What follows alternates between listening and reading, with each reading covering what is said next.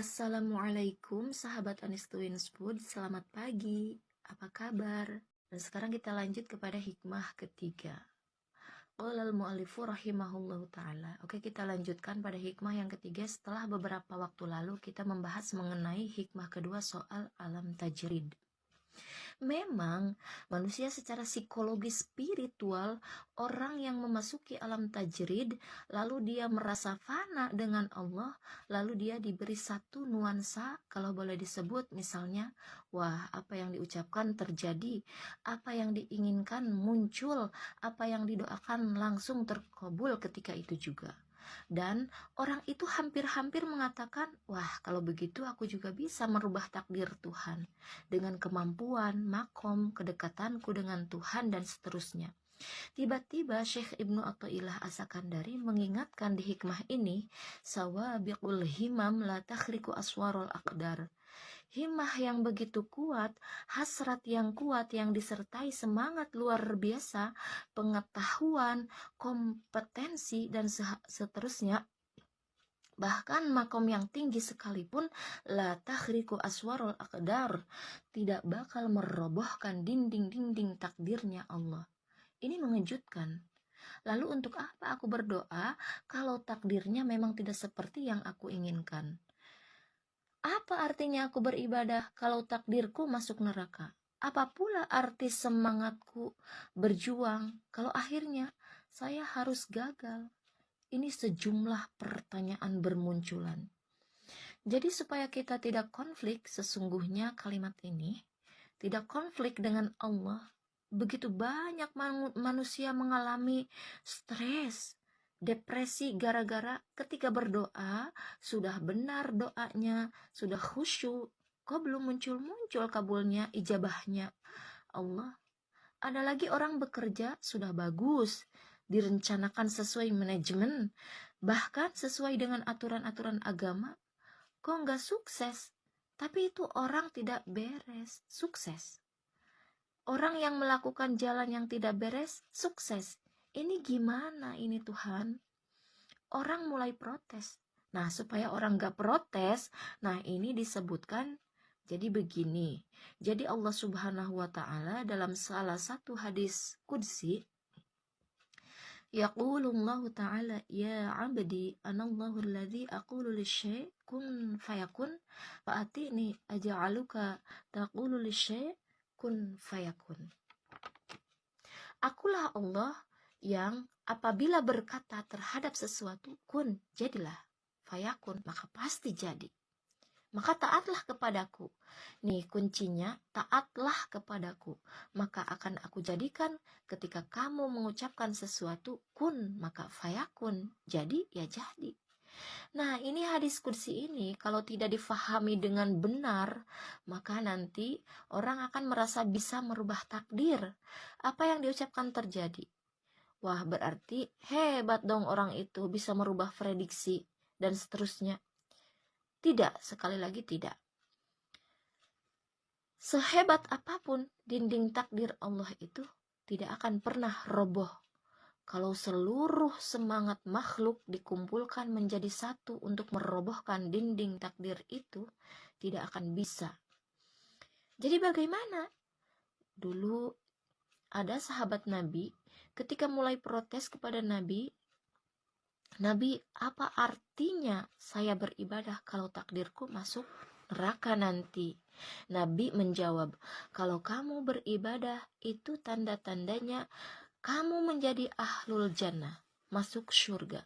Jadi sesungguhnya ini kita kembali ya memahami hidup dari dalam keluar.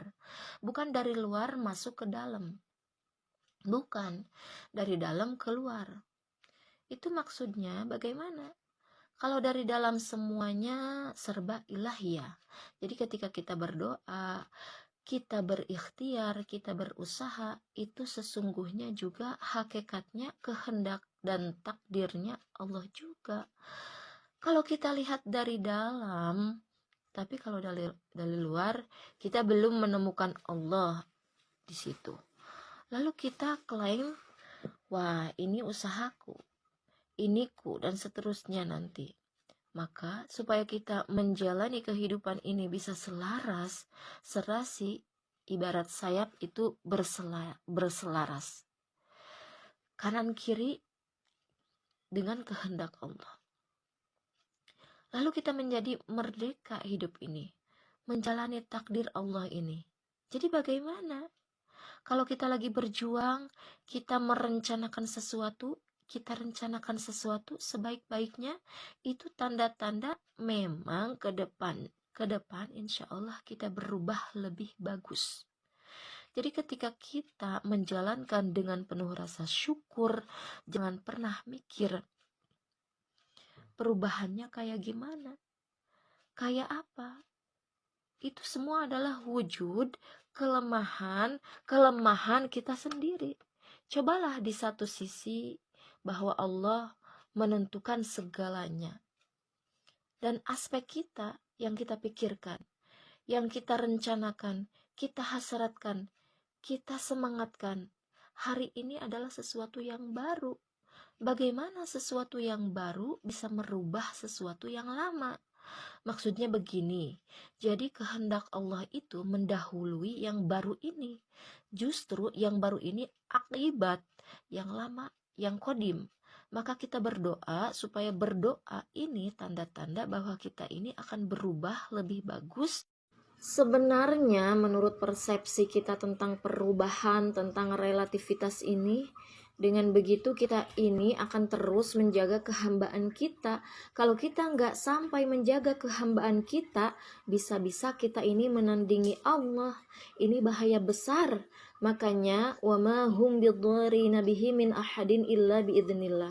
Apapun misalnya sebuah peristiwa yang membahayakan, menyakitkan, itu semua kalau tidak diizinkan Allah tidak akan terjadi juga. Bahaya itu tetap karena kehendak Allah, bukan karena rekayasa manusia. Oh, ini musuh kemanusiaan, musuh agama, musuh Tuhan sedang bergerak. Apakah itu diizinkan oleh Allah sehingga menghancurkan situasi ini, situasi itu?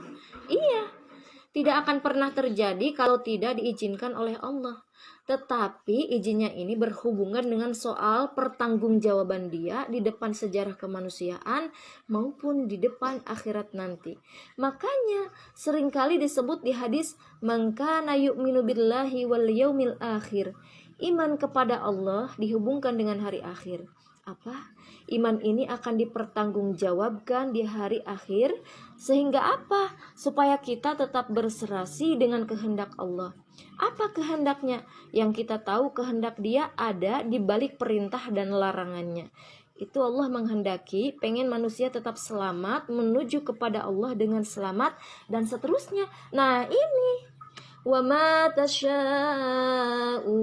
إِلَّا أَن يَشَاءَ اللَّهُ. Apapun yang dikehendaki mereka tidak akan pernah terjadi kecuali dikehendaki oleh Allah. Kalau begitu kita ini Jabariyah dong? Tidak. Kalau Jabariyah itu menganggap akal rasional, pikiran ikhtiariyah ini nol. Semua serba Tuhan. Sebenarnya begini, semua serba Tuhan, iya di hati, di alam pikiran Allah memberi sebuah instrumen untuk memasuki wilayah kreativitas, wilayah perencanaan. Nah, di sini jadi ibaratnya begini, ini ada air. Allah memberi air kepada kita. Bagaimana soal instalasi air? Manusia diberi kebebasan. Bagaimana soal mengolah air? Manusia diberi kebebasan. Bagaimana air ini bagus? Diberi kebebasan karena hubungan kebebasan dengan pertanggungjawaban.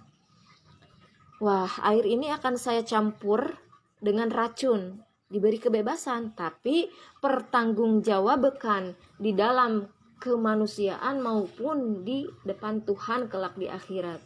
Nah, inilah jadi sebenarnya menjalani alam takdir ini tetap semakin tenang kita, semakin tentram. Karena apa? Kalau kita merasa terus-menerus bersandar, nih, hati, tempatnya di hati, keyakinan kita kepada seluruh kehendak Allah.